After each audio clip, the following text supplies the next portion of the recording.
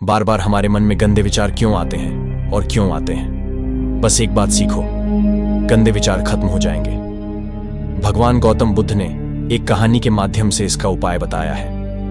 मेरी गारंटी है कि अगर आप इस कहानी को ध्यान से पूरा सुनते हो तो आपको गंदे विचार नहीं आएंगे। तो चलिए, मैं ज्यादा बात नहीं करूंगा और कहानी को शुरू करते हैं। एक भिक्षु हर दिन तथागत से कहता, मैंने मन को जीत लिया है, अब यह मुझे विचलित नहीं कर सकता। तो एक दिन गौतम बुद्ध ने कहा, ठीक है, तुम दक्षिण दिशा में भिक्षा मांगने जाओ, यही तुम्हारी आखिरी चुनौती है। फिर अगले दिन ही भिक्षु ने व्याकुल होकर कहा, मुझसे बड़ी गलती हुई, लेकिन अब मैं दोबारा उस दिशा में भिक्षा मांगने नहीं जाऊंगा। ये कहानी शुरू होती है जब एक बड़े प्रदेश का राजकुमार अपना राजमहल सब कुछ त्याग कर बौद्ध संघ में शामिल हुआ। शुरुआती दिनों में नए भिक्षु ध्यान करना सीखते, इसके साथ साथ गौतम बुद्ध उन्हें भिक्षा मांगने भेजते ताकि भिक्षुओं का अहम कमजोर हो और उनका व्यवहार विनम्र हो जाए। संघ में आने के कुछ समय पश्चात राजकुमार भी भिक्षाटन पर जाने लगा। शुरू में सब ठीक था, लेकिन कुछ ही दिनों में घटना घटी जिस कारण राजकुमार विचलित हो गया और उसने भिक्षाटन पर जाने से मना कर दिया। भिक्षाटन का नियम था कि भिक्षु केवल 2 घरों में भिक्षा मांगते और नहीं मिलती तो आश्रम वापस आकर जल ग्रहण करते। एक बार राजकुमार भिक्षु नगर में भिक्षा मांगने निकला और दुस्सहयोग से भिक्षा नहीं मिली। शुरू में राजकुमार भिक्षु को निराशा हुई, लेकिन कुछ ही पलों में उसका मन शांत हो गया, जैसे कुछ हुआ ही ना हो। बिना प्रयास के आज भिक्षु बड़ा प्रसन्न था। उसने लौटकर गौतम बुद्ध से कहा, आज मुझे भिक्षा प्राप्त नहीं हुई, लेकिन मेरा मन शांत है, न किसी विचार ने मुझे परेशान किया। गौतम बुद्ध भिक्षु की सारी भावनाएं समझ रहे थे। तथागत ने कहा, अच्छी बात है, अब तुम कल महल की तरफ भिक्षा मांगने जाना। भिक्षु ने आज्ञा का पालन किया और अगले दिन भिक्षा मांगने निकल गया। कुछ देर बाद जब भिक्षु महल के आगे से गुजरा तो उसे अपना महल याद आ गया कि कैसे वह ऐशो आराम का जीवन जीता था। भिक्षु ने सोचा, महल में खाने को स्वादिष्ट पकवान मिलते और सेवा करने को कई नौकर होते और सभी प्रकार के सुख मिलते।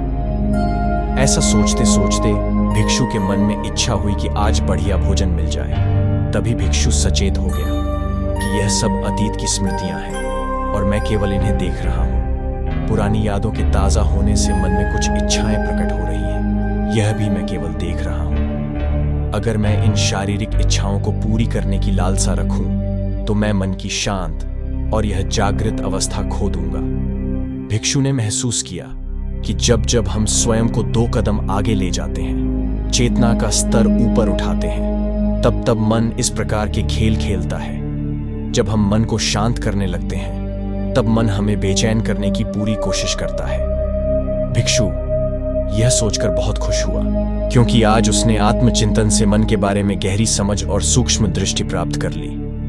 भिक्षु ने आश्रम आकर गौतम बुद्ध को सारी बात बताई और कहा, तथागत, आज मुझे आपकी कृपा से सूक्ष्म दृष्टि प्राप्त हुई। मन हमें बार बार इच्छाओं में उलझाना चाहता है। महल को देखकर मुझे भी पुराने सुखों का स्मरण हो आया, लेकिन आज भी विचार मुझे छू नहीं पाए। गौतम बुद्ध ने कहा, अच्छी बात है, कल नगर की दक्षिण दिशा में जाना, वहां एक हवेली है, वहां मन और विचारों पर उपदेश देकर आना। भिक्षु बहुत खुश हुआ। आज वो जल्दी जल्दी चल रहा था क्योंकि वो उपदेश देने जा रहा था। पर दोस्तों, इस बार की यात्रा भिक्षु पर भारी पड़ने वाली थी। कुछ ही देर में भिक्षु हवेली पहुंचा और भिक्षा के लिए आवाज लगाई। आवाज सुनकर एक सुंदर युवती बाहर आई। भिक्षु ने सोचा कि इस युवती की सुंदरता को देखकर मेरे मन में कोई विचार नहीं आना चाहिए, क्योंकि मेरा यहाँ आने का प्रयोजन तो इसको उपदेश देना है। युवती ने भिक्षु को प्रणाम किया और कहा, आइए पहले भोजन ग्रहण कीजिए। भिक्षु ने भोजन किया, फिर सोचा कि उपदेश देने से पहले थोड़ा आराम कर लेता तो अच्छा होता। भिक्षु ये सब सोच ही रहा था।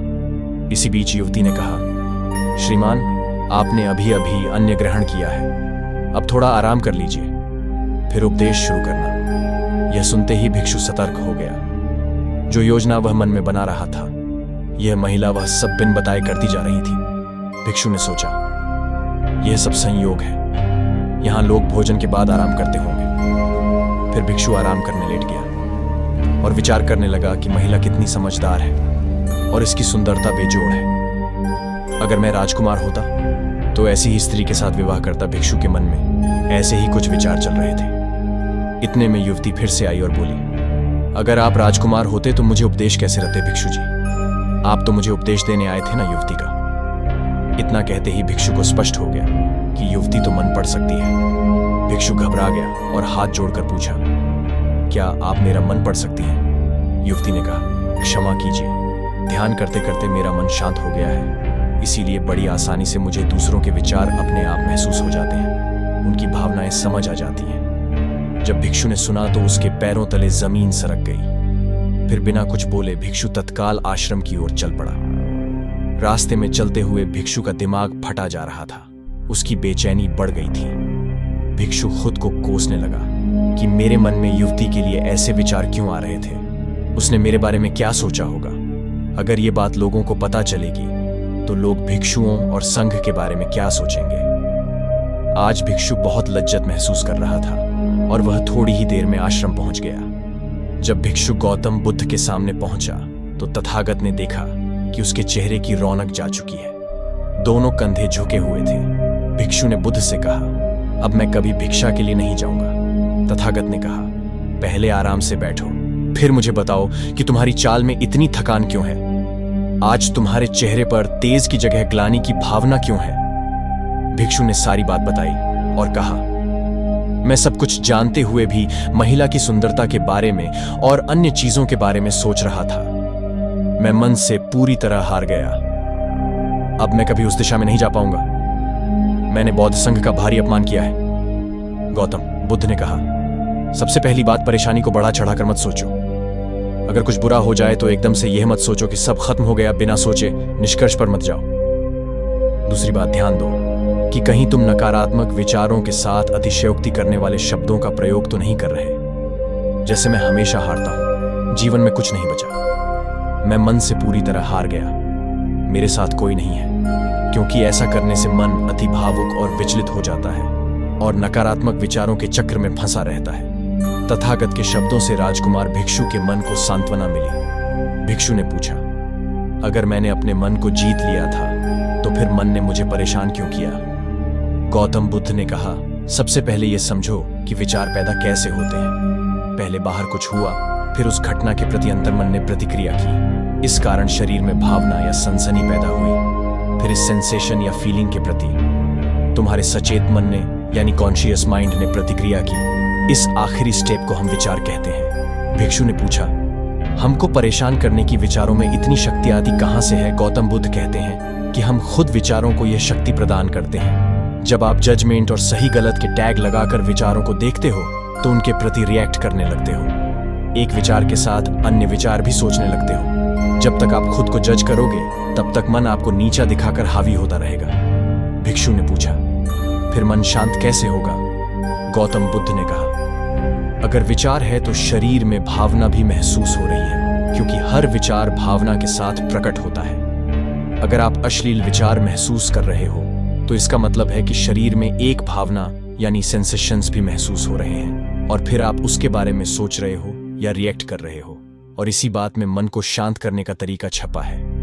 हर विचार को देखना कठिन है क्योंकि विचारों का वेग तेज है, लेकिन शरीर में महसूस हो रही भावना यानी सेंसेशंस को देखना आसान है क्योंकि यह देर तक बनी रहती है। अगर इन्हें बिना जजमेंट के सही गलत का मतलब लगाए सिर्फ देखा जाए तो यह गायब भी हो जाती है। तब मन के पीछे जो शांति है वो प्रकट होती है और उस शांति में एहसास होता है कि मन हमारा कुछ नहीं बिगाड़ सकता। हमारा अंतर्मन कैसे ठीक होता है?